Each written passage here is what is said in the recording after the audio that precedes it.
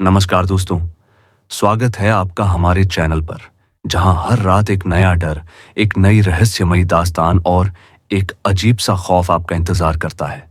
यहां हम लाते हैं आपके लिए वो कहानियां जो आपके दिल की धड़कनों को तेज कर देंगी और आपके कमरे के अंधेरे को और भी डरावना बना देंगी।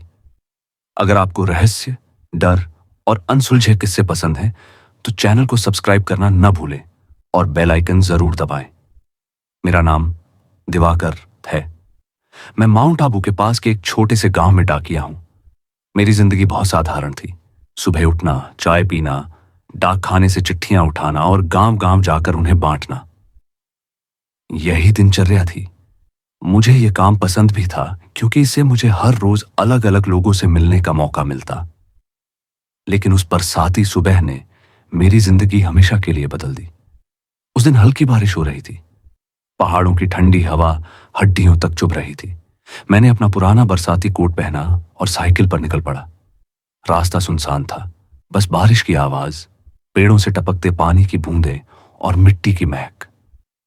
जैसे जैसे मैं आगे बढ़ता गया, रास्ता कीचड़ भरा और फिसलन भरा होता गया। अचानक साइकिल का पहिया गड्ढे में फंसा और मैं धड़ाम से गिर पड़ा। पूरे कपड़े कीचड़ से लथपथ हो गए। मैं उठने ही वाला था कि तभी मुझे एक हल्की हंसी नरमा सुनाई दी। वो हंसी बेहद अजीब थी, ना मर्द की ना औरत की, बल्कि जैसे कोई बच्चा या औरत दबे स्वर में खिलखिला रहा हो। मैंने घबरा कर चारों ओर देखा। बारिश और हवा के अलावा वहां कोई नहीं था। मैंने खुद को समझाया कि शायद यह मेरा भ्रम है और आगे बढ़ गया। लेकिन कुछ दूरी पर फिर वही हुआ। साइकिल फिसली, मैं गिरा और वही हंसी दोबारा सुनाई दी, इस बार और ज्यादा साफ। गुस्से और डर के मिले जुले भाव में मैंने जोर से चिल्लाया, कौन है? सामने आओ। लेकिन जवाब में सिर्फ बारिश की बूंदों की टप टप और हवा की सीटी बजाती आवाज मिली। दिल भारी हो चुका था, लेकिन मैंने हिम्मत करके चिट्ठियां बांटी और वापसी के लिए निकल पड़ा। रास्ता और भी सुनसान और भयानक हो गया था। जब वही जगह दोबारा आई तो दिल की धड़कन और तेज हो गई। और जैसा मैंने सोचा था वैसा ही हुआ। साइकिल फिसली, मैं गिरा और वही रहस्यमयी हंसी फिर गूंज उठी। इस बार वो हंसी पास से आई थी, जैसे कोई मेरे कान के बिल्कुल करीब खड़ा हो। मैं घबरा गया, हिम्मत करके इधर उधर देखा, लेकिन वहां कोई नहीं था। किसी तरह खुद को संभाल कर मैं डाकखाने लौटा। रात तक बारिश रुकने का नाम नहीं ले रही थी। मैं खिड़की के पास बैठा चाय पी रहा था, तभी अचानक वही हंसी फिर सुनाई दी। अब तो खून जम सा गया। इतनी तेज बारिश में बाहर कोई इंसान नहीं हो सकता था। मैं डरते डरते खिड़की से झांका। सामने सिर्फ अंधेरा और पेड़ों की परछाइयां। लेकिन तभी मुझे लगा जैसे एक धुंधली सी आकृति पेड़ों के बीच से गुजर रही है। वो पल भर में गायब हो गई। मेरा पूरा शरीर कांप उठा और फिर वो हंसी अब मेरे कमरे के अंदर से आने लगी। बुजुर्ग महिला दरवाजे पर आईं। उनके चेहरे पर गहरी झुर्रियां थीं, आंखों के नीचे काले घेरे और उनकी नजरें जैसे सीधे मेरे भीतर झांक रही हों। मैंने झिझकते हुए चिट्ठी उन्हें थमाई। उन्होंने कांपते हाथों से चिट्ठी ली और बिना कुछ बोले मुझे घूरती रहीं। मुझे अजीब सी घबराहट महसूस हुई। मैंने धीरे से पूछा, मां जी, सब ठीक तो है? उन्होंने हल्की मुस्कान दी, लेकिन वह मुस्कान सामान्य नहीं थी। वह बिल्कुल वैसी ही थी जैसी हंसी मैंने पिछली रात सुनी थी। मेरे पैरों के नीचे की जमीन जैसे खिसक गई। मैंने जल्दी से उन्हें नमस्ते किया और वहां से निकलने की कोशिश की, लेकिन जाते जाते उन्होंने धीमी आवाज में कहा, तुम्हें भी सुनाई दी ना? मैं रुक गया। शरीर में सिहरन दौड़ गई। मैंने पीछे मुड़कर देखा तो वह महिला अब दरवाजे के अंदर जा चुकी थी। घर का दरवाजा धीरे धीरे अपने आप बंद हो गया। मैं हक्का बक्का खड़ा रह गया। मेरे मन में सवालों का तूफान उठ रहा था। क्या उन्होंने वही कहा जो मैंने सुना? क्या वाकई वो जानती थी उस हंसी के बारे में? मैंने घबरा कर अपनी साइकिल संभाली और आगे बढ़ गया। लेकिन अब हर घर, हर रास्ता मुझे अजीब लगने लगा था। मुझे लग रहा था जैसे कहीं ना कहीं कोई और भी है जो मेरे साथ साथ चल रहा है, पर दिखाई नहीं दे रहा। जैसे जैसे मैं चिट्ठियां बांटता जा रहा था, वह बेचैनी और डर और गहराता जा रहा था। हवा अब और ठंडी लग रही थी।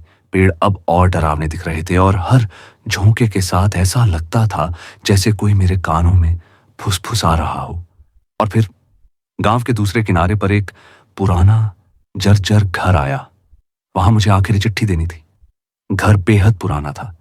छत जगह जगह से टूटी हुई, खिड़कियों पर जाले और दरवाजा आधा टूटा हुआ। मैंने दरवाजा खटखटाया, तब तब लेकिन कोई जवाब नहीं आया। मैंने जोर से आवाज दी, कोई है? डाक आई है। अंदर से हल्की सी खटपट की आवाज आई और उसी के साथ फिर वही हंसी गूंज उठी। लेकिन इस बार हंसी धीमी नहीं थी, ये जोरदार गूंजती हुई हंसी थी। मेरा दिल तेजी से धड़कने लगा। मैं डर के मारे साइकिल उठाकर वहां से भागने ही वाला था कि अचानक दरवाजा अपने आप खुल गया। अंदर अंधेरा था और दो चमकती हुई आंखें मुझे घूर रही थीं। उस रात मैं अपने कमरे में बैठा खिड़की के बाहर देख रहा था। हवा तेज हो चुकी थी और पेड़ हिलने लगे थे। अचानक मुझे ऐसा महसूस हुआ जैसे मेरी खिड़की के पास कोई खड़ा है।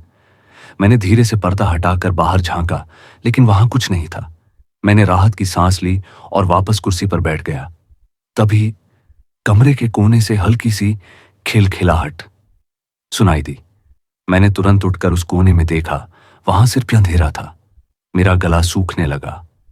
मैंने खुद को बार बार समझाया कि यह मेरा भ्रम है, लेकिन हर बार जब मैं आंखें बंद करता, वही हंसी मेरे कानों में गूंजने लगती। उस रात मुझे नींद नहीं आई। सुबह जब सूरज की रोशनी खिड़की से भीतर आई, तब जाकर मैंने थोड़ी राहत महसूस की, लेकिन मेरे भीतर का डर अब भी जिंदा था। अगले दिन डाक बांटने निकला तो मन में अजीब सी बेचैनी थी। मैं हर घर जाते समय लोगों के चेहरे पढ़ने की कोशिश करता, जैसे कि वे भी उस हंसी के राज्य से वाकिफ हों। जब मैं चौथे घर पर पहुंचा तो वहां गांव का वही बूढ़ा आदमी मिला जिसने पिछली बार मुझे चाय ऑफर की थी। इस बार उसने गंभीर नजरों से मेरी तरफ देखा और बोला, दिवाकर, क्या तुमने भी वो हंसी सुनी? मेरे पैरों तले जमीन खिसक गई।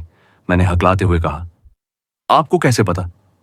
वह धीमी आवाज में बोला, यह रास्ता शापित है। कई साल पहले यहां एक औरत की मौत हुई थी। लोग कहते हैं उसकी आत्मा अब भी यहीं भटकती है। जो भी इस रास्ते से गुजरता है उसे उसकी हंसी सुनाई देती है। मेरे पूरे शरीर में सिहरन दौड़ गई। मैंने डरते डरते पूछा, लेकिन वो सिर्फ मुझे ही क्यों सुनाई देती है? बूढ़ा आदमी मेरी आंखों में देखते हुए बोला,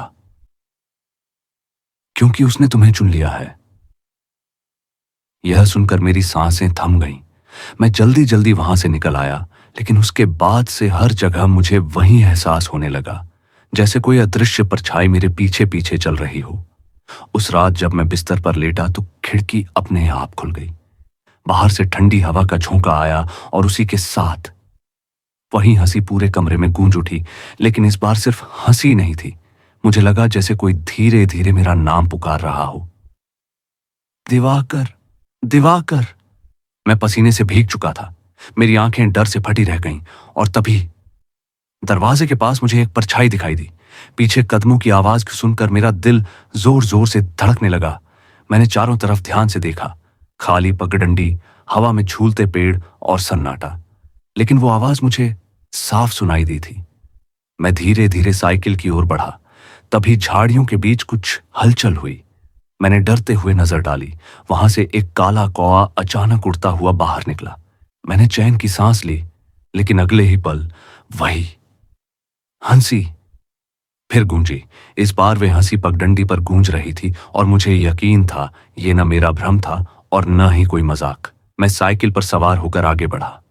रास्ता अब और ज्यादा सुनसान और डरावना लगने लगा था। पेड़ों की लंबी परछाइयां जमीन पर अजीब आकृतियां बना रही थीं, जैसे कोई मेरे रास्ता रोकने की कोशिश कर रहा हो। काफी दूर चलने के बाद मैं एक पुराने खंडहरनुमा मकान के पास पहुंचा। ये घर मुझे हमेशा अजीब लगता था। गांव के लोग अक्सर इसके बारे में बातें करते थे।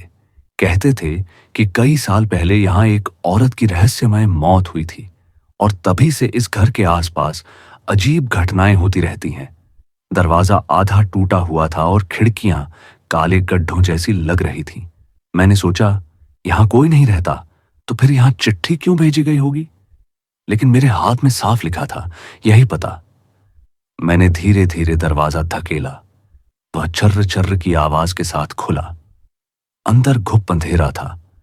दीवारों पर पुराने जाले, टूटी चारपाई और सड़ांत की गंध फैली हुई थी। मैं चिट्ठी अंदर रखकर बाहर निकलने ही वाला था कि अचानक मुझे लगा कोई मेरी पीठ के पीछे खड़ा है। मैंने तेजी से मुड़कर देखा। अंधेरे में मुझे दो चमकती हुई आंखें दिखाई दी। मेरे हाथ से चिट्ठी गिर गई। वो आंखें धीरे धीरे मेरी ओर बढ़ने लगीं और उसी के साथ वही हंसी गूंज उठी। लेकिन इस बार हंसी नहीं थी, उसमें कराह और रोने की आवाज भी मिली हुई थी। तुम क्यों बार बार इस रास्ते से गुजरते हो? आवाज धीमी थी लेकिन साफ मेरे कानों में गूंजी। मेरा खून जम गया। मैंने कांपती आवाज में कहा, कौन हो तुम?" कुछ पल सन्नाटा रहा, फिर वही आवाज आई, "मैं वही हूं जिसे ये गांव भूल चुका है।" मैं कुछ पल उस संदूक को घूरता रहा। मेरी सांसें तेज हो चुकी थीं और हथेलियां पसीने से भीग रही थीं। वह संदूक जैसे मुझे अपनी ओर खींच रहा था। मैंने हिम्मत जुटाकर उसके पास कदम बढ़ाए। पास जाते ही एक ठंडी हवा का झोंका पूरे कमरे में फैला। दीवारों पर बने चिन्ह अजीब तरीके से चमकने लगे। मैं डर के मारे वहीं रुक गया। तभी संदूक अपने आप पड़ा खड़खड़ाने सा फशकन पहकमा लगा, जैसे कोई अंदर से उसे खोलने की कोशिश कर रहा हो। मेरे पैरों तले जमीन खिसक गई। मैंने कांपते हाथों से संदूक का ढक्कन उठाने की कोशिश की। ढक्कन बहुत भारी था, लेकिन अचानक वह खुद ब खुद खुल गया। अंदर धूल मकड़ी के जाले थे, लेकिन बीच में एक पुरानी लाल रंग की चिट्ठी रखी हुई थी। मैंने डरते डरते उसे उठाया। जैसे ही चिट्ठी हाथ में आई, कमरे की हवा और ठंडी हो गई। दीवारों पर बने चिन्ह और भी तेज चमकने लगे। चिट्ठी के ऊपर लिखा था, "उसकी हंसी से बच नहीं सकते।" मेरे हाथ कांपने लगे। मैंने जल्दी से चिट्ठी खोलकर पढ़ी। उसमें कुछ धुंधले अक्षर थे, लेकिन इतना समझ आ रहा था कि यह किसी औरत ने अपनी मौत से ठीक पहले लिखी थी। उसमें लिखा था, "उन्होंने मुझे इस कुएं में धकेल दिया। मेरी चीख किसी ने नहीं सुनी। मेरी हंसी ही अब मेरी आवाज है। जो भी यहां आएगा उसे मैं पुकारूंगी, ताकि वह मेरी पीड़ा महसूस करे।" मेरे पूरे शरीर में सिहरन दौड़ गई। अचानक पीछे से वही हंसी गूंज उठी, इस बार इतनी करीब जैसे कोई मेरे कान में हंस रहा हो। मैंने घबराकर पीछे देखा और मेरी आंखें डर से फटी रह गईं। दरवाजे पर एक औरत की परछाई का खड़ी थी। उसके बाल बिखरे हुए थे, चेहरा आधा अंधेरे में छिपा हुआ और उसकी आंखें अंगारे जैसी लाल चमक रही थीं। वह धीरे धीरे मेरी ओर बढ़ने लगी। मैं बिस्तर पर बैठा उस कोने की तरफ घूरता रहा। वहां अंधेरा था, लेकिन मुझे यकीन था कि कोई खड़ा है। मेरी सांसें तेज हो चुकी थीं और दिल की धड़कनें कानों में गूंज रही थीं। मैंने कांपते हुए खिड़की से आती हल्की रोशनी उस कोने पर डालने की कोशिश की, पर वहां कुछ नहीं था। मैंने राहत की सांस ली ही थी कि अचानक वही हंसी फिर से गूंजी। इस बार वो सिर्फ कानों में नहीं, बल्कि पूरे कमरे की दीवारों से टकरा रही थी। ऐसा लग रहा था जैसे चारों तरफ से कोई मुझे घेर रहा हो। "दिवाकर!" मेरे नाम की धीमी पर डरावनी फुसफुसाहट सुनाई दी। मैं हक्का बक्का रह गया। किताब की चेतावनी मेरे दिमाग में फिर से घूमने लगी। "अगर तुम इसे अपने साथ ले जाने की कोशिश करोगे, तुम्हारी जिंदगी कभी सामान्य नहीं रहेगी।" मैंने माथे पर पसीना पोंछते हुए खुद को समझाने की कोशिश की कि मैंने तो किताब वहीं छोड़ दी थी। फिर भी यह सब क्यों हो रहा है? अचानक खिड़की अपने आप खुल गई और ठंडी हवा का झोंका कमरे में भर गया। हवा के साथ एक अजीब सी गंध भी आई, बिल्कुल वैसी ही जैसी खंडहर में महसूस हुई थी। मेरी आंखें डर से फैल गईं और फिर कमरे के उसी कोने में मुझे एक परछाई दिखाई दी। वो धीरे धीरे उभरने लगी। उसके बाल लंबे और बिखरे हुए थे, चेहरा आधा अंधेरे में छिपा हुआ और उसकी आंखें जलते अंगारों की तरह चमक रही थीं। मैं जम गया, आवाज तक नहीं निकल रही थी। वो परछाई धीरे धीरे मेरी ओर बढ़ने लगी। उसके हर कदम के साथ कमरे का तापमान और गिरता जा रहा था। मैंने हिम्मत जुटाकर कांपती आवाज में कहा, "कौन हो तुम?" वो परछाई ठहर गई। कुछ पल खामोशी रही, फिर उसी खामोशी को चीरती हुई उसकी आवाज आई, तुमने मेरे राज को छू लिया है, अब तुम बच नहीं सकते। मेरे दिल की धड़कनें मानो रुक गईं। मैंने डर के मारे आंखें बंद कर लीं। जब दोबारा खोली तो कोना खाली था, लेकिन उस खालीपन में भी मुझे उसकी मौजूदगी महसूस हो रही थी, जैसे वो यहीं है, बस दिखाई नहीं दे रही। उस रात मेरी आंखों में नींद नहीं आई। मैं पूरी तरह यकीन कर चुका था कि यह सब कोई भ्रम नहीं बल्कि एक सच है। और अब यह आत्मा सिर्फ खंडहर तक सीमित नहीं रही, वो मेरे कमरे तक आ चुकी थी। खंडहर के अंदर कदम रखते ही वही अजीब गंध हमारी नाक में घुस गई। ऐसा लग रहा था जैसे कोई सड़ा गला मांस आसपास पड़ा हो। हवा भारी हो चुकी थी और सांस लेना मुश्किल लग रहा था। ओंकार ने चारों ओर देखते हुए धीरे से कहा, यह गंध कहीं जानवर तो नहीं मरा होगा? मैंने सिर हिलाया। नहीं, ये वही गंध है जो पिछली बार मुझे यहां महसूस हुई थी। हम दोनों धीरे धीरे उस दरवाजे की ओर बढ़े जहां पिछली बार मुझे संदूक मिला था। अंदर घुप अंधेरा था, लेकिन इस बार हम लालटेन साथ लाए थे। मैंने कांपते हाथों से लालटेन जलाकर कमरे में रोशनी फैलाई। कमरा पहले जैसा ही दिख रहा था। दीवारों पर वही अजीब चिन्ह बने थे। कमरे के बीचों बीच रखा हुआ संदूक भी अपनी जगह था। ओंकार ने धीरे से कहा, यही है वो संदूक? मैंने सिर हिलाया। हां, लेकिन पिछली बार ये अपने आप खुल गया था। ओंकार झिझकते हुए आगे बढ़ा और उसने संदूक को छूने की कोशिश की। जैसे ही उसकी उंगलियां संदूक पर पड़ी, अचानक पूरा कमरा हिलने लगा। दीवारों के चिन्ह हल्की लाल रोशनी में चमकने लगे। हवा का झोंका कमरे में गूंजा और हमारे कानों में वही हंसी फिर से गूंजी। ओंकार घबराकर पीछे हट गया। यह क्या हो रहा है? मैंने कांपती आवाज में कहा। यही तो मैं समझना चाहता हूं। अचानक संदूक अपने आप खुल गया, लेकिन इस बार उसमें किताब नहीं थी। उसके अंदर एक टूटी हुई मूर्ति पड़ी थी, किसी देवी की आधी मूर्ति। उसका चेहरा टूटा हुआ था, लेकिन आंखों में बनी गहरी रेखाएं अब भी किसी जिंदा इंसान की तरह लग रही थीं। जैसे ही हमने मूर्ति देखी, कमरे में और भी तेज गंध फैल गई। हवा भारी होती चली गई और दरवाजा जोर से बंद हो गया। ओंकार चिल्लाया, दरवाजा बंद हो गया, कोई हमें बाहर नहीं जाने दे रहा। मैंने लालटेन को ऊंचा उठाकर चारों ओर देखा। तभी कमरे के कोने में परछाई बनने लगी, वही परछाई जिसे मैंने अपने कमरे में देखा था। वो धीरे धीरे और साफ होती गई। लंबे बाल, बिखरे कपड़े और अंगारे जैसी आंखें। ओंकार ने डर के मारे मेरे हाथ को कसकर पकड़ लिया और तभी वो परछाई उस मूर्ति की तरफ मुड़ी और उसकी चीख कमरे में गूंज उठी। मंदिर के आंगन में कदम रखते ही मुझे लगा जैसे कोई मेरी हर हरकत पर नजर रख रहा हो। वहां हल्की धूप थी, लेकिन पेड़ों की छाया ने माहौल को अजीब सा बना दिया था। बाबा गोपाल अपने पुराने आसन पर बैठे थे। उनके चेहरे पर हमेशा की तरह शांति थी, लेकिन उनकी आंखें गहरी और गंभीर लग रही थीं। मैंने धीरे से कहा, बाबा, मुझे आपसे जरूरी बात करनी है। उन्होंने मेरी ओर देखा और बिना कुछ कहे इशारे से मुझे पास बुला लिया। मैंने हिचकिचाते हुए खंडहर में हुई सारी बातें उन्हें बताईं। संदूक, चमकदार रोशनी, दीवारों पर चमकते चिन्ह और वह परछाई। ओंकार की हालत का भी जिक्र किया। मेरी बातें खत्म होते ही बाबा कुछ देर चुप रहे। फिर उन्होंने गहरी सांस ली और धीमी आवाज में कहा, बेटा, जिस चीज से तुम टकराए हो वह साधारण नहीं है। वह परछाई, वह इस गांव की शांति को निगल चुकी है। मैंने घबरा कर पूछा,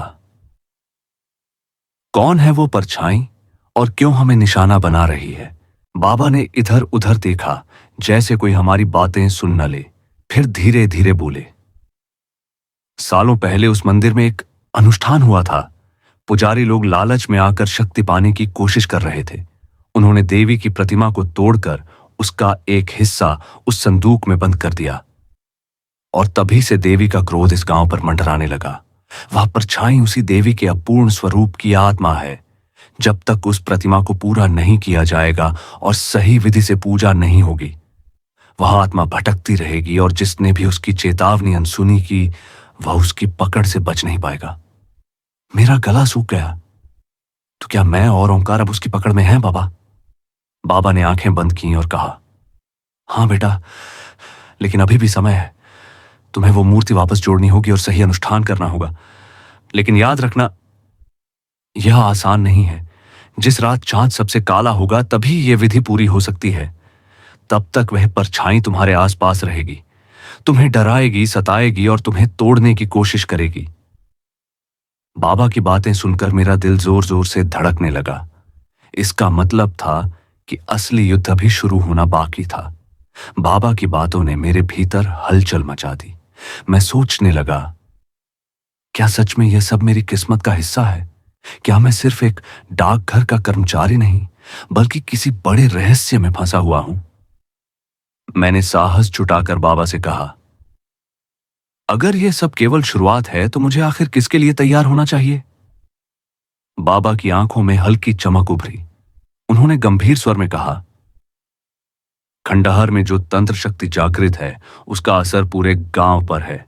तुम्हें उसे समझना होगा, वरना यह गांव धीरे धीरे उसकी गिरफ्त में चला जाएगा। लेकिन ध्यान रहे, यह शक्ति सीधी नजर नहीं आती। वह डर, वह आवाजें, वह परछाई, सब उसी की चाल है। तुम्हें यह समझना होगा कि जो सामने दिख रहा है वह असली खतरा नहीं, बल्कि असली खतरे का सिर्फ एक पर्दा है। मेरे रोंगटे खड़े हो गए। तो फिर असली खतरा कौन है बाबा? उन्होंने गहरी सांस लेते हुए कहा, वह जिसने यह सब शुरू किया था, वो तांत्रिक जिसने देवी की प्रतिमा तोड़ी और शक्ति पाने के लिए निषिद्ध अनुष्ठान किया। उसका नाम कोई नहीं लेता, लेकिन उसकी आत्मा अभी भी उसी खंडहर में बंधी हुई है।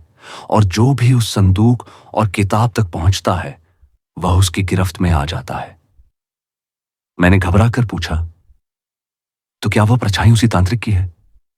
बाबा ने सिर हिलाया, नहीं बेटा, वह परछाई देवी के क्रोध का स्वरूप है। तांत्रिक की आत्मा तो और भी खतरनाक है। वह सीधे सामने नहीं आती, लेकिन धीरे धीरे इंसान की आत्मा को खींचकर अपनी शक्ति बढ़ाती है। तुमने किताब देखी, संदूक खोला, इसका मतलब है अब वह तुम्हें चुन चुका है।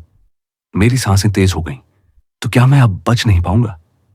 बाबा ने मेरी ओर देखकर कहा, बचने का एक ही तरीका है, सत्य का सामना करो। भागोगे तो वह और ताकतवर होगी। खंडहर लौटो, लेकिन अकेले मत जाना। तुम्हें साथ की जरूरत होगी, और शायद तुम्हें किसी ऐसे की तलाश करनी होगी जो तंत्र और मंत्र दोनों को समझता हो। तुम्हारी हिम्मत ही तुम्हारा असली हथियार है। उनकी बातें मेरे दिल में घर कर गईं। अब साफ था, यह सिर्फ मेरी जिज्ञासा नहीं बल्कि एक जिम्मेदारी थी। अगर मैंने इस रहस्य को हल नहीं किया तो पूरा गांव अंधकार में डूब सकता था। उस परछाई का आकार धीरे धीरे बड़ा होने लगा। इस बार वह सिर्फ धुंधली छवि नहीं थी, बल्कि उसके हाथ पांव और चेहरे की झलक साफ दिखाई देने लगी। चेहरा विकृत था, आंखें जलते अंगारों की तरह लाल, और आवाज किसी गहरी गुफा से आती गूंज जैसी। वह बोली, तुम्हें चेतावनी दी गई थी, फिर भी तुम लौटे। अब वापसी का कोई रास्ता नहीं। मेरे हाथ से किताब फिसल गई और जमीन पर गिरते ही उसके पन्ने अपने आप पलटने लगे। हर पन्ने पर लिखे अक्षर चमकने लगे, जैसे उनमें कोई शक्ति जाग रही हो। मेरा दिल जोर जोर से धड़क रहा था। मैं पीछे हटना चाहता था, लेकिन मेरे पैर जैसे जमीन से चिपक गए थे। परछाई धीरे धीरे मेरी ओर बढ़ने लगी। उसके हर कदम के साथ कमरा ठंडा होता जा रहा था, जैसे मेरे चारों ओर की हवा जम गई हो। मैंने कांपती आवाज में कहा, तुम कौन हो? क्या चाहती हो? उस परछाई की गूंजती आवाज आई, मैं वही हूं जिसे यहां बुलाया गया था, और अब तुम्हें चुन लिया गया है। तुम्हारी आत्मा मेरी शक्ति बढ़ाएगी। मेरे माथे पर पसीना छलक आया। अचानक किताब का एक पन्ना तेज रोशनी में चमक उठा। वह रोशनी इतनी तेज थी कि कुछ पल के लिए परछाई पीछे हट गई और गुस्से से चीखने लगी। मैंने जल्दी से किताब उठाई और देखा कि उस पर एक मंत्र लिखा था। अक्षर बदल चुके थे, जैसे किसी ने उसी समय उन्हें मेरे लिए प्रकट किया हो। मंत्र पढ़ते ही मेरे होंठ सूख गए। मैं समझ गया कि यही मेरी एकमात्र रक्षा थी, लेकिन मन में डर था। अगर मंत्र अधूरा रहा तो शायद वही रोशनी मुझे भी जला देगी। परछाई फिर गरजी, पढ़ने की हिम्मत की तो हमेशा के लिए अंधकार में खो जाओगे। मेरे सामने अब सबसे बड़ा फैसला था। क्या मैं उस मंत्र को पूरी ताकत से पढ़कर सामना करूं, या फिर डर कर भाग जाऊं? मैं वहीं खड़ा था। मेरे पैरों में जैसे सीसा भर गया था। परछाई की आंखों में वह रहस्यमयी चमक मुझे भीतर तक काट रही थी। उसकी आवाज फिर गूंजी, तुम सोचते हो कि तुमने सच जान लिया है? नहीं, सच इससे कहीं गहरा है। मैं सिर्फ इस खंडहर की शक्ति नहीं, बल्कि उस श्राप का रूप हूं जो सदियों पहले इस जगह पर बांधा गया था। मैंने कांपते स्वर में कहा, अगर यह श्राप है तो इसे तोड़ा भी जा सकता है, और मैं वही करने आया हूं। परछाई जोर से हंसी। उसकी हंसी से पूरा खंडहर गूंज उठा, दीवारें कांपने लगीं और छत से धूल झड़ने लगी। कितनों ने कोशिश की है इंसान, पर हर बार उनकी आत्माएं इसी खंडहर की ईंटों में कैद हो गईं। मेरे भीतर डर और हिम्मत दोनों एक साथ उमड़ रहे थे। तभी बाबा की बात याद आई, तुम्हें अपने भीतर की शक्ति को पहचानना होगा। डर को जीतना ही पहला मंत्र है। मैंने गहरी सांस ली और किताब का वह चमकता पन्ना फिर खोला। जैसे ही मैंने मंत्र पढ़ना शुरू किया, मेरी आवाज खुद ब खुद भारी और गूंजदार हो गई। परछाई चीख उठी। उसकी आकृति कांपने लगी जैसे रोशनी उसे जला रही हो। लेकिन तभी एक भयानक ताकत ने मेरी छाती पर धक्का मारा और मैं जमीन पर गिर पड़ा। किताब मेरे हाथ से छूट गई और कमरे के कोने में जा गिरी। परछाई और भी विकराल हो गई। तुम मुझे बांध नहीं सकते क्योंकि मेरा एक हिस्सा अब तुम्हारे भीतर समा चुका है। ये सुनते ही मेरा शरीर सिहर उठा। मुझे लगा जैसे सचमुच मेरी नसों में कोई अजीब सी ठंडक दौड़ रही हो। क्या सचमुच मैं उस श्राप का हिस्सा बन रहा था? मैंने कांपते हुए आंखें बंद की और मन ही मन बाबा को याद किया। अगर यह रास्ता बुराई से भरा है तो मुझे इस परीक्षा से गुजरना ही होगा। जब मैंने आंखें खोली तो देखा कि परछाई मेरे बिल्कुल सामने थी। उसकी आंखें मेरी आंखों में समा रही थीं, जैसे वह मेरी आत्मा को खींच लेना चाहती हो। अगर मैं पीछे हटता तो यह रहस्य कभी हल नहीं हो पाता। मुझे अपनी शक्ति और साहस पर विश्वास करना ही था। मैंने गहरी सांस ली और परछाई की ओर देखते हुए दृढ़ स्वर में कहा, मैं तुम्हारा सामना करूंगा। जो करना है वह मैं करूंगा। तुम्हारे डर को अब मैं अपनी ताकत में बदल दूंगा। परछाई ने मेरे शब्दों का कोई उत्तर नहीं दिया, बस वहीं ठहरी रही। उसकी चुप्पी और भी भयावह लग रही थी। मैंने धीरे धीरे एक और कदम आगे बढ़ाया। अचानक वह एक झटके में और करीब आ गई और उसकी आंखों से इतनी तेज रोशनी निकली जैसे वह मुझे पूरी तरह निगल जाना चाहती हो। मैंने अपनी आंखें कसकर बंद कर लीं और बाबा के शब्दों को भीतर दोहराया, डर के आगे केवल साहस है। सामने खड़े रहो, भागो मत। जब मैंने आंखें खोली तो वह परछाई विलीन हो चुकी थी, लेकिन उसके जाने के तुरंत बाद मेरे सामने एक विशाल अंधेरा गड्ढा खुल गया। उसकी गहराई का कोई अंत नहीं था और वह मुझे अपनी ओर खींचने लगा। मैंने पीछे हटने की कोशिश की, पर हर कदम भारी हो गया था। ऐसा लग रहा था जैसे यह गड्ढा मुझे अपने भीतर समा लेने पर अड़ा हुआ हो। मेरे मन में झट से विचार आया, क्या यह वही गड्ढा है जिसके बारे में बाबा ने चेतावनी दी थी? क्या यह उसी तांत्रिक शक्ति का हिस्सा है जो उस खंडहर की जड़ में छिपी हुई है? अब मेरे सामने सिर्फ दो रास्ते थे। या तो मैं इस खाई से बचकर भागने की कोशिश करूं, या खुद उसमें छलांग लगाकर उसके रहस्य को उजागर करूं। इसी उथल पुथल में बाबा की एक और आवाज मेरे भीतर गूंजी, अपनी असली शक्ति को पहचानो, डर को त्यागो और अपने सत्य को स्वीकारो। उन शब्दों ने मेरे दिल में हिम्मत की आग जला दी। मैंने अपनी सारी ताकत को एकत्र किया और गड्ढे की ओर छलांग लगा दी। जैसे ही मैं उसमें कूदा, एक अजीब अनुभव हुआ। मुझे लगा मानो मैं किसी और ही लोक में प्रवेश कर रहा हूं। चारों ओर गहरा अंधेरा था, लेकिन उस अंधेरे में हल्की हल्की फुसफुसाहटें गूंज रही थीं। आवाजें अनजानी भी लग रही थीं और जानी पहचानी भी। मैंने ध्यान से सुना और हैरानी से ठिठक गया। वह आवाज मेरी ही आवाज जैसी थी। वह आवाज बार बार गूंज रही थी, जैसे मेरे भीतर ही कोई छिपा अस्तित्व जाग उठा हो। मैं एकदम ठिठक गया और अपनी सारी इंद्रियों को और तीव्र किया। अब साफ महसूस हो रहा था कि वह आवाज बाहर से नहीं, बल्कि मेरी चेतना के भीतर से आ रही थी। तुमने मुझे जगाया है। उस गूंज ने मेरी आत्मा तक को हिला दिया। तुमने मुझे अपनी चेतना में बुलाकर इस दुनिया में लौटने का अवसर दिया है। ये शब्द मेरे मन में गहरी गूंज छोड़ गए। क्या यह वही तांत्रिक शक्ति थी जिसे अब तक मैं बाहर ढूंढता रहा था? क्या अब वही शक्ति मेरे भीतर समा चुकी थी? तभी मेरी आंखों के सामने एक धुंधली आकृति आकार लेने लगी।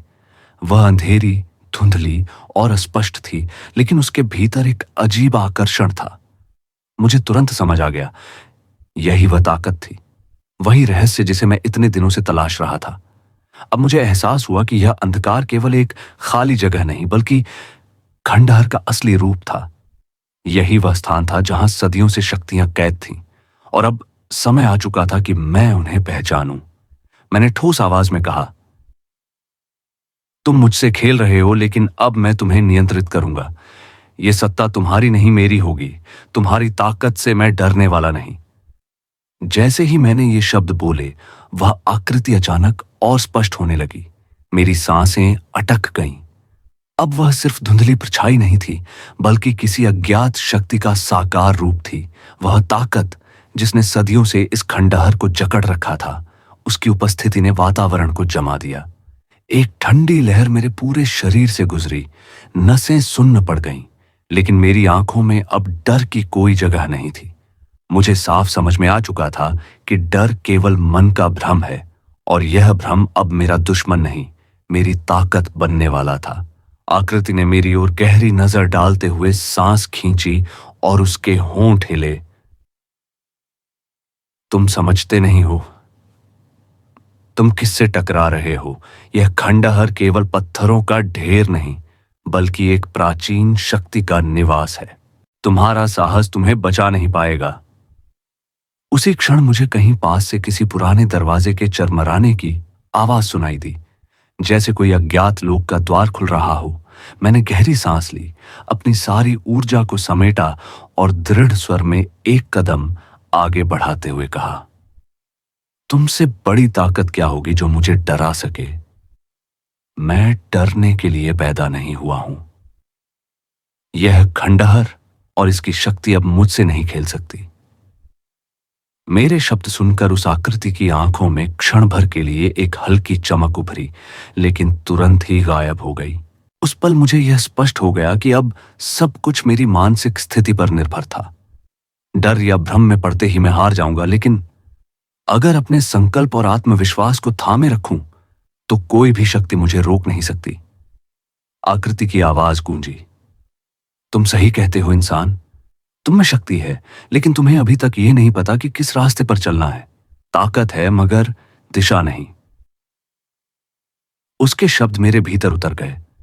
थोड़ी देर मैं चुप रहा, क्योंकि उसकी बात में एक गहरी सच्चाई थी, लेकिन साथ ही यह भी महसूस किया कि शायद वह मुझे उलझाने की कोशिश कर रही थी। तभी बाबा के शब्द मेरी चेतना में गूंज उठे, सिर्फ शक्ति नहीं, दिशा भी मायने रखती है। मैंने दृढ़ स्वर में कहा, तुम सही कहते हो, लेकिन यह भी उतना ही सच है कि तुम मुझे रोक नहीं सकते। मैं अपने रास्ते पर चलूंगा, और कोई मुझे रोकने की ताकत नहीं रखता। इतना कहते ही वह आकृति मौन हो गई। अचानक पूरे वातावरण में और गहरा अंधेरा छा गया। कहीं दूर से एक अजीब सी झंकार सुनाई दी, मानो किसी अनदेखी दुनिया का द्वार खुलने वाला हो। मैंने अपनी इंद्रियों को और तीक्ष्ण किया, क्योंकि मुझे महसूस हो रहा था कि कोई नया रहस्य मेरे सामने आने वाला है। अचानक वह आकृति पूरी तरह से विलीन हो गई, लेकिन उसका अस्तित्व अब भी हवा में तैर रहा था। मुझे आभास हो रहा था कि मेरी चेतना उससे बंध चुकी है। हर हलचल, हर ध्वनि अब मुझसे छिप नहीं सकती थी। मेरी नजर उस स्थान पर पड़ी जहां से आकृति गायब हुई थी। वहां हल्की सी रोशनी झिलमिला रही थी। यह कोई साधारण रोशनी नहीं थी, यह शक्ति का प्रतीक थी, शायद वही मार्गदर्शक जिसका मैं इतने दिनों से इंतजार कर रहा था। मैंने धीरे धीरे कदम बढ़ाए। हर कदम के साथ मेरा दिल और तेज धड़कने लगा। अब डर नहीं था, बल्कि भीतर एक नई ऊर्जा उमड़ रही थी। ऐसा लग रहा था मानो यह रोशनी मुझे बुला रही हो। तभी अचानक एक ठंडी हवा ने मुझे घेर लिया, लेकिन इस बार यह हवा डराने वाली नहीं थी। इसके स्पर्श में एक अद्भुत शांति और सहारा छिपा था। मैंने महसूस किया कि यह हवा मुझे रोकने के लिए नहीं, बल्कि मार्गदर्शन करने के लिए आई थी। मैं और तेजी से उस प्रकाश की ओर बढ़ा। रोशनी अब इतनी तीव्र हो गई थी कि मुझे अपनी आंखें बंद करनी पड़ी। और जैसे ही मैंने आंखें मूंदी, मुझे लगा मैं किसी और स्थान पर पहुंच चुका हूं। जब मैंने धीरे से आंखें खोली तो पाया कि मैं एक मंदिर जैसे स्थान पर खड़ा हूं। चारों ओर गहरी पुरानी दीवारें थीं, जिन पर समय के निशान साफ झलक रहे थे। वातावरण गंभीर और रहस्यमय था, मानो यह कोई साधारण मंदिर नहीं, बल्कि उस शक्ति का असली केंद्र था जिसका सामना करने के लिए मुझे चुना गया था। यह वही स्थान था जिसके बारे में बाबा ने चेतावनी दी थी। यहीं से मेरी असली यात्रा शुरू होने वाली थी। मेरी आंखें खुली तो देखा, वह आकृति फिर से मेरे सामने खड़ी थी, मगर अब उसका रूप पूरी तरह बदल चुका था। उसकी आंखों में भय की जगह एक अद्भुत चमक थी। अब वह डराने वाली छाया नहीं, बल्कि किसी मार्गदर्शक की तरह प्रतीत हो रही थी। उसने धीमी आवाज में कहा, अब तुम समझ गए हो इंसान। यात्रा केवल परीक्षा नहीं थी, यह तो एक नई शुरुआत है। तुम अब मेरे साथ हो और तुम्हारा रास्ता बदलने वाला है। उसकी बातों ने मेरे भीतर एक हलचल पैदा कर दी। मुझे स्पष्ट हो गया कि यह रहस्य अब खुलने ही वाला है। यह यात्रा किसी अंत की ओर नहीं, बल्कि एक नई दिशा की ओर बढ़ रही थी। मैंने दृढ़ स्वर में कहा, मैं तैयार हूं। यह रहस्य मुझे सुलझाना ही होगा। अंधेरा मुझे अब नहीं डरा सकता। मैं अपनी शक्ति से उसका सामना करूंगा। जैसे ही मैंने आगे कदम बढ़ाया, पूरे मंदिर में गहरी खामोशी फैल गई। सन्नाटे में मेरी सांसों की आवाज गूंज रही थी। चारों ओर की दीवारें, पत्थर और पुराने दरवाजे मानो अपनी अपनी कहानियां सुनाने की कोशिश कर रहे थे। ऐसा लग रहा था जैसे इस जगह का हर कण मेरी उपस्थिति का इंतजार कर रहा था। मेरे कदम और तेज हो गए। अचानक एक ठंडी हवा का झोंका मंदिर के भीतर बहा। वही हवा जो अब तक मेरा मार्गदर्शन करती आई थी। मुझे आभास हुआ कि आगे एक और रहस्य मेरा इंतजार कर रहा है। मंदिर के केंद्र में पहुंचते ही मैंने उसे देखा। एक विशाल प्राचीन मूर्ति। वह किसी देवता की थी। उसका रूप गंभीर था, लेकिन आंखें आश्चर्यजनक रूप से कोमल और ममतामयी। उन आंखों में गहरी समझ थी और साथ ही अनकहे सवाल भी। मैं धीरे धीरे आगे बढ़ा और उस मूर्ति की आंखों में देखने लगा। क्षण भर के लिए ऐसा लगा जैसे वह मूर्ति मुझसे संवाद कर रही हो, मानो किसी अदृश्य भाषा में कोई संदेश मेरे भीतर उतर रहा हो। तभी अचानक वही धीमी आवाज गूंजी जो उस आकृति की प्रतीत हो रही थी, तुम चिपास यहां आ चुके हो। अब तुम जानते हो कि इस जगह का वास्तविक रहस्य क्या है। यह आवाज सीधी मेरे भीतर गूंज उठी। उसके हर शब्द जैसे मेरी आत्मा को छू रहे थे। मैंने उसकी बातों का अर्थ समझने की कोशिश की। क्या वह कह रही थी कि यह मंदिर, यह मूर्ति और यह समूचा स्थान सिर्फ मेरे लिए था? क्या यह पूरी यात्रा दरअसल मुझे मेरे अपने असली स्वरूपपन से जोड़ने के लिए थी? आवाज फिर गूंजी, क्या तुम तैयार हो? मैंने सिर झुकाकर कहा, हां, मैं तैयार हूं। अब मुझे अपनी आत्मा से जुड़ना है, अपने भीतर की शक्ति को पहचानना है। सिर्फ बाहरी दुनिया नहीं, बल्कि मेरा असली रूप ही मेरी मंजिल का रास्ता बताएगा। लेकिन अगले ही क्षण मेरे भीतर सवाल उठे। इसका मतलब क्या है? मैं क्या करना चाहता हूं? अचानक मूर्ति की आंखों में हल्की सी चमक आई और फिर वह मूर्ति जैसे जीवित हो उठी। उसकी आंखें अब सीधे मेरी आंखों में झांक रही थीं, मानो वह मेरे मन का हर रहस्य पढ़ रही हो। उसकी आवाज गूंजी, यह कोई साधारण मंदिर नहीं है, यह ज्ञान का स्थान है। ऐसा ज्ञान जिसे बहुत कम लोग देख पाते हैं। तुम जो महसूस कर रहे हो वही तुम्हारी आत्मा का वास्तविक रूप है। तुम्हारे भीतर वह ताकत है जो इस रहस्य को सुलझा सकती है, लेकिन तुम्हें पहले अपने भीतर के डर से बाहर आना होगा। तुम्हारी यात्रा केवल बाहरी नहीं, भीतर की भी है। यह सुनते ही मेरे पूरे शरीर में ठंडी लहर दौड़ गई। क्या सचमुच मुझे अपने भीतर झांकना होगा? क्या यही मेरी सबसे बड़ी परीक्षा थी? मुझे लगा मानो मंदिर की दीवारें और हवा भी मुझे यही कह रही हूं, उत्तर बाहर नहीं, भीतर है। याद आया बाबा का वह वाक्य, सिर्फ बाहरी चीजों को देखकर तुम किसी रहस्य तक नहीं पहुंच सकते। जो कुछ तुम्हें चाहिए वह तुम्हारे भीतर छिपा है। अब मुझे एहसास हुआ कि बाबा सही थे। अगर मुझे यह रहस्य सुलझाना था तो मुझे अपनी आत्मा से जुड़ना होगा। मेरे डर, मेरे संदेह, मेरी कमजोरियां, सबका सामना मुझे खुद करना होगा। तभी मूर्ति से एक दिव्य प्रकाश निकलने लगा। वह धीरे धीरे मुझे घेरने लगा। यह रोशनी केवल मेरी देह को नहीं बल्कि मेरी आत्मा को भी छू रही थी, जैसे कोई अदृश्य धागा मेरे भीतर से जुड़ रहा हो। मेरी आंखों के सामने मेरा पूरा अतीत उभर आया। बचपन की मासूमियत, जवानी की जिज्ञासा, संघर्ष, डर, जीत, हार, हर एक पल, हर एक अनुभव अब जैसे मेरे सामने जीवंत था। और उसी क्षण मुझे समझ आया, ये सारे अनुभव बेकार नहीं थे। हर एक घटना मुझे उसी राह पर ला रही थी। यह यात्रा केवल रहस्य सुलझाने की नहीं थी, यह यात्रा वक्त मुझे खुद तक ले जाने की थी।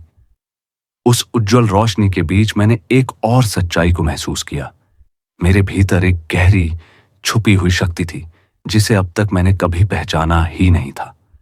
वही शक्ति थी जो मेरे डर को मिटा सकती थी। वही शक्ति थी जो मुझे मेरे उद्देश्य तक पहुंचा सकती थी। मुझे यह समझने का समय आ चुका था कि किसी बाहरी सहारे की जरूरत नहीं है, क्योंकि मेरी असली ताकत हमेशा से मेरे भीतर ही छिपी रही है। मूर्ति की आंखें मुझसे मिली और उसकी आवाज गूंज उठी। तुम समझ चुके हो, अब तुम अपने रास्ते पर चलने के लिए तैयार हो। तुम्हारी यात्रा यहीं से शुरू होती है। मेरे भीतर मानो एक नई ऊर्जा फूट पड़ी। मुझे महसूस हुआ कि अब कोई भी चुनौती मेरे लिए असंभव नहीं रही। डर की जड़ें मुझसे पूरी तरह कट चुकी थीं। अब मैं केवल यह जानने के लिए उत्सुक था कि आगे मेरे रास्ते में क्या आने वाला है। मेरा मन पूरी तरह केंद्रित था। मुझे अब चिंता की कोई जगह नहीं थी। मैं जानता था कि इस सफर में केवल एक ही चीज मेरी सबसे बड़ी साथी होगी, मेरा आत्मविश्वास। उस रात का अनुभव मेरे जीवन का सबसे विशेष क्षण बन गया। मंदिर की दीवारों में गूंजते शब्दों ने मुझे एक नई राह दिखाई थी, पर मैं जानता था कि राह दिखना ही काफी नहीं, उस पर चलने के लिए खुद को पूरी तरह तैयार करना भी जरूरी है। धीरे धीरे मैं मंदिर के भीतर से बाहर की ओर बढ़ने लगा। मेरे हर कदम में विश्वास था, ताकत थी और एक नई समझ थी। अब यह यात्रा केवल मेरी थी और मुझे ही तय करना था कि मैं इसके साथ क्या करूंगा। रात भर मेरे भीतर अनगिनत आवाजें गूंजती रहीं। कभी वे मुझे प्रेरित करती, कभी डराती, लेकिन हर आवाज में कोई अनकहा संदेश था। उनमें एक अजीब सा जादू था, जैसे वे मुझे नई दृष्टि देना चाहती हूं। मेरे मन में सवाल तो थे, पर साथ ही एक गहरी शांति भी थी। ऐसा लग रहा था मानो मैंने खुद को इस यात्रा के लिए पूरी तरह खोल दिया है। अब मुझे दिशा दिखाने वाला कोई और नहीं था, सिर्फ मैं और मेरे अनुभव ही मेरे मार्गदर्शक थे। मंदिर में सीखे हर सबक ने यह स्पष्ट कर दिया था कि मैं जिसे बाहर खोज रहा था वह हमेशा से मेरे भीतर ही था। मुझे अब अपनी आत्मा को पूरी तरह समझने की जरूरत थी। यही इस यात्रा का असली उद्देश्य था और यही मुझे आगे बढ़ा रहा था। मैंने एक गहरी सांस ली और बाहर की ओर कदम बढ़ाया। मंदिर की चौखट लांघते ही ठंडी हवा का एक झोंका मेरे चेहरे से टकराया, मानो वह भी इस नए सफर की शुरुआत का स्वागत कर रही हो। वह ठंडी हवा मानो मेरे साथ साथ चल रही थी, जैसे वह मेरी सोच, मेरी यात्रा और मेरे भीतर के बदलाव को भांप रही हो। मैंने अपनी आंखें बंद की और उस हवा को अपने भीतर उतरने दिया। उस क्षण मुझे बाबा के शब्द याद आए, सच्ची शक्ति बाहर नहीं भीतर होती है। जब तुम अपनी आत्मा को पहचान लोगे तब पूरी दुनिया तुम्हारे सामने झुक जाएगी। अब मुझे इस बात का सच्चा अर्थ समझ में आ रहा था। इस रहस्यमय यात्रा में जितना भी मैंने अनुभव किया था वह सब मेरे भीतर की गहराइयों से जुड़ा हुआ था। यह यात्रा केवल किसी मंदिर या मूर्ति तक सीमित नहीं थी, बल्कि यह मेरी आत्मा की यात्रा थी। एक ऐसा मार्ग जिसने मुझे अपने वास्तविक स्वरूप से मिलवाया। चलते हुए अचानक मेरे सामने बीते हुए सारे दृश्य तैरने लगे। गुफा में मेरा पहला कदम, मंदिर की दहलीज पर प्रवेश, मूर्ति की आंखों में झलकती वह दिव्य रोशनी और उसकी आवाजें, सब कुछ एक साथ मेरी स्मृतियों में जीवित हो उठा। हर एक पल जैसे किसी अदृश्य धागे से जुड़ा था और वे सभी धागे मिलकर मुझे एक ही लक्ष्य की ओर खींच रहे थे। रात का सन्नाटा अब मुझे डराने के बजाय शांति दे रहा था। वातावरण में फैली नीरवता मेरे भीतर के तूफान को शांत कर रही थी। यह एहसास और गहरा होता जा रहा था कि यह यात्रा केवल बाहरी नहीं थी, बल्कि मेरे आत्मिक अस्तित्व की परतें खोल रही थी। लेकिन तभी उस सन्नाटे को तोड़ती हुई एक चुभने वाली आवाज मेरे कानों में गूंजी, तुम समझ रहे हो ना कि तुम्हारे रास्ते में बाधाएं अवश्य आएंगी। इस आवाज में चुनौती थी, पर डर नहीं। मैंने कदम और तेज कर दिए। अब मुझे पता था कि यह सिर्फ मेरे मन की परीक्षा है। हर बाधा केवल यह जांचने के लिए है कि मैं अपने आत्मविश्वास पर कितना अडिग हूं। और जितना मैं आगे बढ़ रहा था, उतना ही मेरा भरोसा और गहरा हो रहा था। अचानक मेरी नजर एक विचित्र वस्तु पर पड़ी। सामने एक इस दरवाजा था स्थित था, जो मैंने पहले कभी नहीं देखा था। पुराने पत्थरों से बना वह दरवाजा रहस्यमयी प्रकाश में नहाया हुआ था। उसकी दीवारों से जैसे अनगिनत कहानियां उझर रही थीं। उसे देखते ही मेरी धड़कन तेज हो गई। क्या यह वही राह थी? क्या यह दरवाजा मेरी अगली परीक्षा का द्वार था? मैंने धीरे धीरे कदम बढ़ाए। हर कदम के साथ हवा और भी ठंडी होती जा रही थी। जैसे ही मैं उसके पास पहुंचा, वह दरवाजा अपने आप खुल गया। अंदर का दृश्य मेरी कल्पना से कहीं अधिक रहस्यमय और विस्मयकारी था। उस कमरे के भीतर प्रवेश करते ही मेरी नजरें एक विशाल और शानदार स्तंभ सीपाला पर टिक गईं। उसकी ऊंचाई आसमान को छूने जैसी थी और उसके चारों ओर रहस्यमयी धुएं की परतें लहराती हुई फैल रही थीं। वह धुआं साधारण नहीं था, उसमें एक अजीब सी ऊर्जा थी, मानो वह मेरी अगली चुनौती का रूप लेकर खड़ा हो। मेरा दिल तेजी से धड़कने लगा, पर मेरे कदम धीमे नहीं हुए। जैसे ही मैं उस स्तंभ के करीब पहुंचा और अपनी हथेली उससे छुआई, अचानक एक तेज रोशनी मेरी देह में उतर आई। वह रोशनी इतनी प्रबल थी कि मुझे लगा मानो मेरा पूरा अस्तित्व उसी में समा जाएगा। उस प्रकाश ने मेरे भीतर छिपे हर भय, हर संकोच को चीर कर रख दिया।